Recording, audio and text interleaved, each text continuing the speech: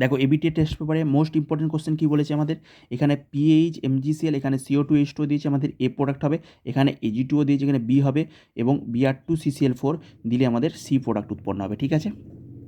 তাহলে আমরা এখানে কী করে পাবো, দেখো পিএইচ এমজিসিএল দিয়েছি আমরা, CO2H2O দিয়েছি, আমাদের এ প্রোডাক্ট, তাহলে কীভাবে হবে এটা বলো, CO2H2O দিয়েছে মানে আমাদের সবসময় বুঝতে হবে অ্যাসিড তৈরি করতে দিয়েছে, বেঞ্জোইক অ্যাসিড, তাহলে পিএইচ মানে এটা গিগনাট এজেন্ট, গিগনাটের কী হয়, কার্বন পার্টটা হয় নেগেটিভ, আর যেখানে মেটাল থাকে সেটা হয় পজিটিভ, এবং এটা CO2-র সাথে রিয়াকশন করলে নেগেটিভ যাবে পজিটিভে, এখানে কোনটা, এখানে পজিটিভ কোনটা, পজিটিভ, এটা হচ্ছে নেগেটিভ, নেগেটিভ ভালোবাসে পজিটিভকে, পজিটিভ ভালোবাসে নেগেটিভকে, তার নেগেটিভ গেল পজিটিভে, তাহলে এ যে নেগেটিভে ধরলো মানে একবারে direct C double bond O negative হয়ে গেল। ঠিক আছে, আর এমজিসিএলটা যেমন আছে আমি রেখে দিলাম পজিটিভ হিসাবে, এমজিসিএল হচ্ছে আমাদের এখানে পজিটিভ হিসাবে রেখে দিলাম। তাহলে এখানে যদি আমরা সবসময় বেঞ্জোইক অ্যাসিড পাবো, তার মানে কি C নেগেটিভ, এটাও দেখাতে পারো, বা একটা স্টেপেই করে দিতে পারো যে আমরা এখানে বেঞ্জোইক অ্যাসিড আমরা পেলাম, তাহলে আমাদের এ কী পেলাম, বেঞ্জোইক অ্যাসিড। এবার